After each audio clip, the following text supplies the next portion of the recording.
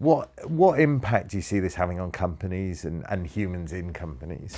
Yeah, well, so I think if we look sort of a bit further down the line, and when I say a bit further, I think that the horizons have shifted on this. Like you used to say, look a bit further down the line, you were talking 5 or 10 years. I think now it's like 18 to 24 months.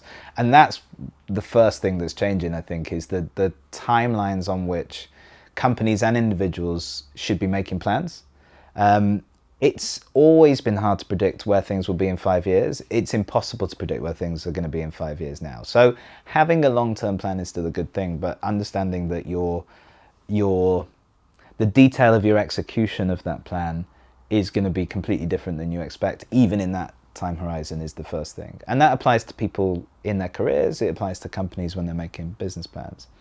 I think the reality is that companies in the future will be smaller. We saw an announcement or there was a post or an email, I think it was, from Andy Jassy at Amazon, the CEO of Amazon, essentially saying, amongst a lot of other things, because they tend to hide these announcements in amongst lots of things, that the company will be smaller, that they'll be reducing the size of their workforce. And obviously Amazon's one of the biggest employers in the world.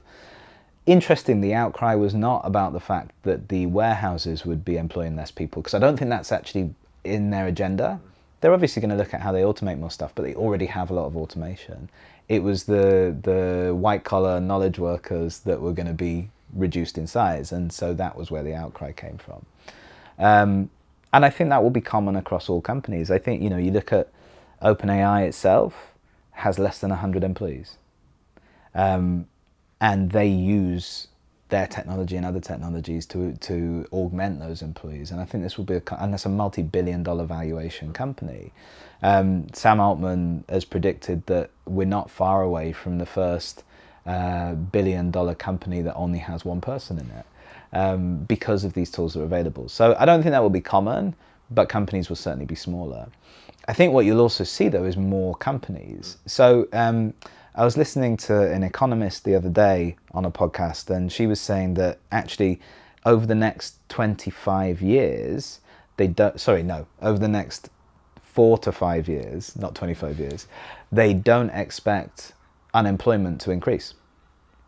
Some of that is because there's a large generation of baby boomers who are going to be leaving the workforce, but they are expecting more companies to be founded, and therefore the overall level of manpower that's going to be needed is going to be about the same, but it'll be distributed across more organizations, because it's becoming easier and easier to start a business.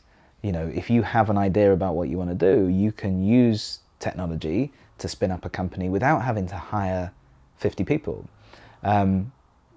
Now, the limit that we still have is time, right? And we're being more productive, but we're still limited by the amount of time we have. So we're still going to need other people to help us, and we're going to need people with other expertise.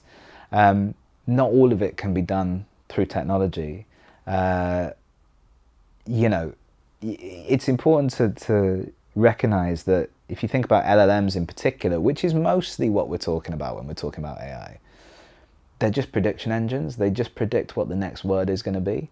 And you can use that in lots of different ways. But I think as a result, a lot of them tend to agree with whatever you tell them. So there's still going to be room for dissent and a group of people to do that. But yeah, I think that's the first thing, is that companies are going to be smaller, and then therefore people's careers are going to be more fragmented. So that's the impact for individuals, is that you'll probably work on more things throughout your career. You'll probably have shorter tenures, partly because the companies will last a shorter amount of time, but also because there's just going to be smaller workforces, more companies around. So we could well see an increase in competition for certain types of people. But I think, acknowledging that the value of what you do today you may not be able to maintain the value of what you do by doing the same things tomorrow as you do today. So you've got to constantly look for ways to educate yourself, to find new ways to add value, whether as a leader of a company or a founder or as an employee. The nature of what companies and markets value will be different, because more and more things will become less valuable because they're easier to do. the reason we pay people to do stuff is because it's hard to do most of the time, or it takes too much time, or that kind of stuff. You remove that equation, and actually then, if what you do is no longer hard, you can't charge as much money for it as an employee or as a consultant or whatever it is. So there's then going to be more frontiers you can explore. So I think just constantly trying to look at, well, where is the value? What can I do that nobody else can? Or what? The other thing that you could potentially compete on is being the very best in the world at things. And you can use technology to help you become that. You can use technology to help you build a plan to develop yourself, or whatever it might be. But I think, the people who are the top 10 in the world at whatever they do will probably be all right from an employment point of view. The people who are just okay at it, those are the people who are going to find it difficult, I think.